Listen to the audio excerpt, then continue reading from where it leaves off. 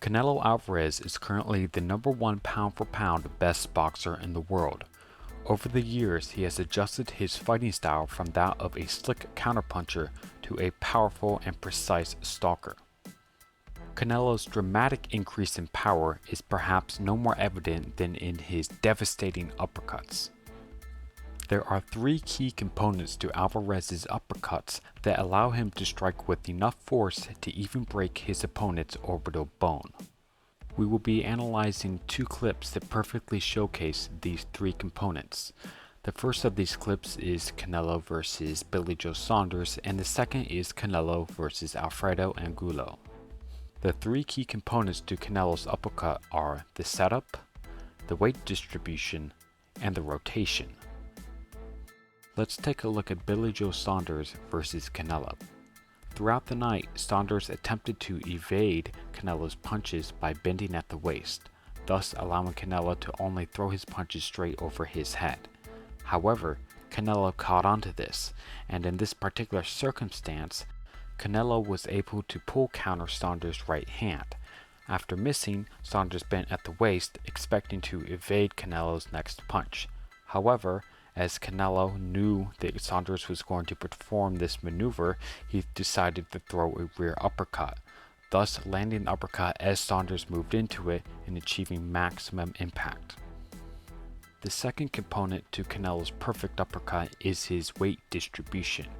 When Canelo pull counters Saunders' right hand, he loads all his weight on his rear leg. Thus, when he throws his rear uppercut, he is able to get all that leverage and push off the leg in order to throw his weight into his punch. If Canelo did not transfer his weight, he would not have been able to utilize all of his body weight, and his punch would not have been as effective. The third component of Canelo's uppercuts is his rotation. We can see Canelo first loads his weight onto his right leg, as we previously discussed, and then he pushes off with that same leg and pulls his left shoulder to the rear. This rotation is key because it ensures that he's throwing his entire body weight into the punch. However, since he's rotating on axis, he's not putting himself off balance. You can see that Canelo's shoulder, his hip, and his knee all move in conjunction with one another.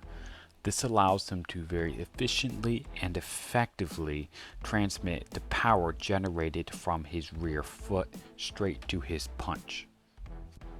Moving on to the second footage, we can see these same principles being applied.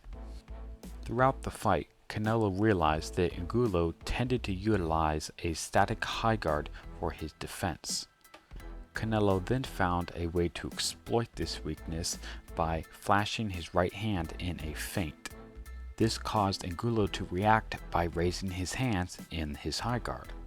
However, this provided Canelo with the perfect opportunity to split the guard right up the middle with a lead uppercut.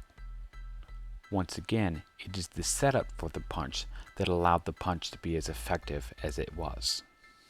We see the second element at play here as well, as when Canelo feints with his right hand, he transfers his weight to his lead leg in preparation for his lead uppercut.